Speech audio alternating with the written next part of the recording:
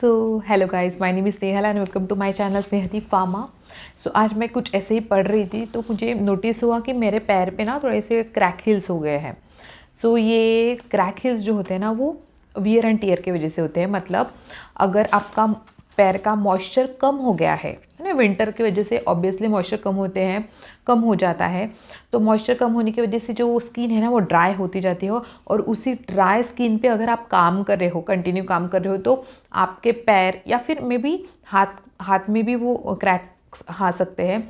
तो अगर आप आपके पैर में आते हैं तो वो पैर में इसलिए आते हैं ताकि आप जब आप काम कर रहे हो तो वो कंटिन्यूसली वो जो स्किन है वो टच हो रही है, आपके फ्लोर को टच हो रही है, और उसमें घर्षण बोलते हैं ना, घर्षण या फिर वियर एंड टियर जो बोलते हैं वो हो रहा है। उसकी वजह से वो जो ड्राई स्किन है वो बहुत ज़्यादा ड्राई होके एकदम कड़क हो जाती है और उसमें क्रैक आने लगते हैं। किसी किसी को हाथ में भी क्रैक्स आते हैं। वो हाथ में क्रैक्स इसलिए आते हैं क्योंकि आप जो डिश वॉशर यूज़ कर रहे हो, डिटर्जेंट यूज़ कर रहे हो, या फिर वॉशिंग करते टाइम ग्लव्स यूज़ नहीं कर रहे हो, उसके वजह से भी वो सेंसिटिव स्किन की वजह से, ऑब्वियसली विंटर की वजह से तो ड्राई हो रहा है और आप उस पर काम कर रहे हो, और जो डिटर्जेंट में जो भी केमिकल्स है वो आपके हाथ को लग रहे हैं तो आपको वो क्रैक हो आ रहे हैं।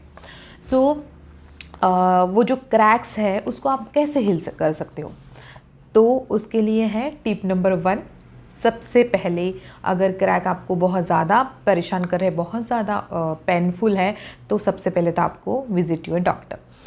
सबसे अच्छा तरीका है कि आप आपके डॉक्टर के पास जाओ एंड आप चेक करो कि जो भी प्रॉब्लम है वो अकॉर्डिंग टू, अगर बहुत ज़्यादा प्रॉब्लम होंगी तो उस तरह से वो मेडिसिन देंगे आपको, या फिर क्रीम्स देंगे। एंड अगर कम हो तो थोड़ा कम लेवल के मेडिसिन देंगे। सो अगर बहुत ज़्यादा है, कोई भी प्रॉब्लम अगर बहुत ज़्यादा है, तो please visit your doctor. Then ऐसे भी कंडीशन है जहाँ पे हम डॉक्टर के पास नहीं जा सकते, क्योंकि मे बी पैसे का प्रॉब्लम हो सकता है, या फिर ऐसे भी कंडीशन होंगी कि जो लेडीज़ लोग होते हैं ना वो ट्राई करते हैं कि डॉक्टर के पास नहीं जाए, आप खुद से घर पे हो जाए, तो उसके लिए भी एक तरीका है। सो सबसे पहले तो मैं एक सिंपल सा तरीका बताती हूँ जो मैं भी यूज़ करती हूँ, और सच में वो 2-3 दिन में, 4-5 दिन में, अगर बहुत ज़्यादा होगा तो 1 हफ्ते में वो क्लियर होता है। सो सबसे पहले आपको क्या करना है, आपको थोड़ा सा पानी गर्म करना है, वार्म वाटर करना है, उसमें आप थोड़ा सा बेकिंग सोडा, ओके, खाने का जो सोडा होता है ना वो बेकिंग सोडा डालो। उसमें थोड़ा सा लेमन जो रहता है, लेमन, हाफ लेमन भी डालोगे तो भी चलेगा। एंड उसमें शैम्पू डालना है, ओके, शैम्पू। तो ये जो इंग्रेडिएंट है ना वो क्या करेंगे, वहाँ पे फोम प्रोड्यूस करेंगे। फोम प्रोड्यूस हो गया, उसमें आपको आपके पैर या फिर हाथ रखने हैं 15 से 20 मिनट तक। तो क्या होगा, 15 से 20 मिनट तक रखने के बाद क्या होगा, ओके, क्या होगा, वो जो आपकी जो स्किन है ना वो क्रैक हिल्स जो है उसमें जो भी डर्ट होगा वो शैम्पू के वजह से वगैरह निकल जाएगा। जैसे आप शैम्पू बालों में लगाते हो, और शैम्पू बालों में लगाने के बाद बाल तो बहुत नाजुक होते हैं ना, तो शैम्पू लगाने के बाद क्या हो रहा है, जो सॉफ्टनेस वो अपने बालों को देता है, वैसे वो आपको वो जो क्रैक हिल्स में जो भी डर्ट फंसा होगा वो आपके शैम्पू के थ्रू निकल जाएगा, बेकिंग सोडा वगैरह के थ्रू वो सॉफ्टन हो जाएगा।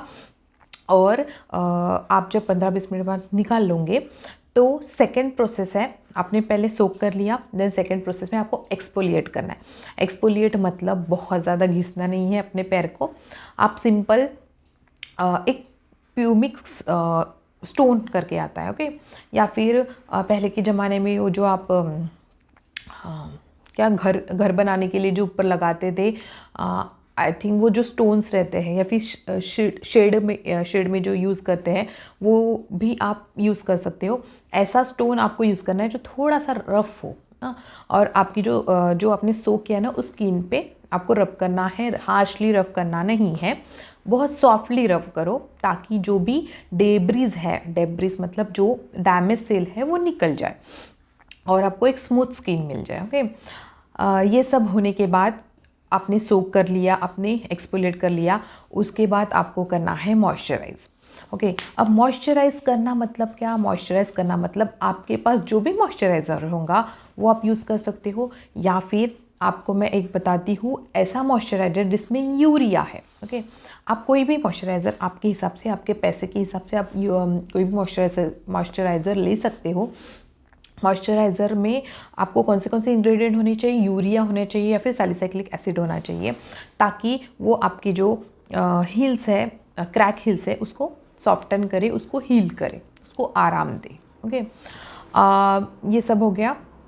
उसके बाद आपको क्या करना है, आपने वो लगा लिया है मॉइस्चराइज़र, और फिर वो मॉइस्चराइज़र को ना थोड़ा सा सूखने दो, थोड़ा सा पैर को सेफ रखो, पैदल मत चलो। और फिर थोड़ी देर बाद उसमें थोड़ा सा जेली पेट्रोलियम जेली लगा लो। पेट्रोलियम जेली क्या करेगा, जो भी आपने मॉइस्चराइज़ किया है स्किन को, जो भी हिल्स आपके क्रैक हिल्स है, उसको जब आपने मॉइस्चराइज़ किया है, उसमें कोई मॉइस्चर प्रॉपर्टी वाले इंग्रेडिएंट डाले हैं, उसको पेट्रोलियम जेली लॉक करेगा मतलब बाहर नहीं निकलने देगा। वो क्रैक हिल्स में आपका वो जाके रहेगा और अपना काम करता रहेगा। पेट्रोलियम जेली आपको लगानी है, एंड उसके बाद आपको सिंपल सॉक्स पहनना है जो आपके पैर को प्रोटेक्ट करेगा। ओके, और जो सॉक्स को ओवरनाइट रखना है। सुबह आप देखोगे ना तो आपके पैर थोड़े से सॉफ्टन हो गए हैं।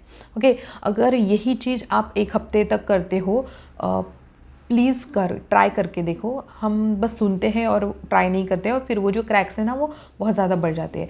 तो आप प्लीज़ ट्राई करो ये चीज़, और 7 दिन में एटलीस्ट 7 दिन तो लगेंगे ही ठीक होने के लिए। तो आपके जो पैर हैं ना वो सॉफ्ट हो जाएंगे। और फिर एक बार अगर ये सॉफ्ट हो गए हैं, क्रैक हिल्स थोड़ा सा कम हो गए हैं, तो आप घर में भी आपके स्लीपर्स वगैरह कुछ यूज़ करो, ताकि जो भी क्रैक्स है उसमें और ज़्यादा ना बढ़े, वो कम होते जाए। ओके, और एक बात, अगर क्रैक्स आपके बहुत ज़्यादा है और आप डॉक्टर के पास नहीं विज़िट करना चाहते हो किसी भी कारण की वजह से, तो बैंडेजेस आते हैं, है ना, बैंडेड करके बैंडेजेस आते हैं, वो आप लगा सकते हो। एंड क्रैक हिल्स के क्रीम्स आते हैं, फार्मेसी में जाके आप चेक करो तो आपको मिल जाएंगी।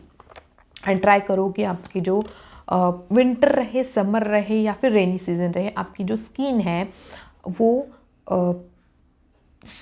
थोड़ा उसको प्रोटेक्ट करने के लिए आपको मॉइस्चराइज़र यूज़ करना है। ओके, सो होप सो कि आपको ये जो मैंने अभी तक टिप्स बताई वो काम में आएंगी। एंड प्लीज़ इसको ज़रूर करो, ताकि आपकी स्किन या फिर आपको पेन ना हो और आप सही रहे। So thank you so much. आपको ये टिप्स अच्छी लगी होंगी तो, एंड ऐसे ही अगर टॉपिक्स आपको अच्छे लगते होंगे कमेंट करो एंड सब्सक्राइब करो मेरे चैनल को। Thank you so much, bye.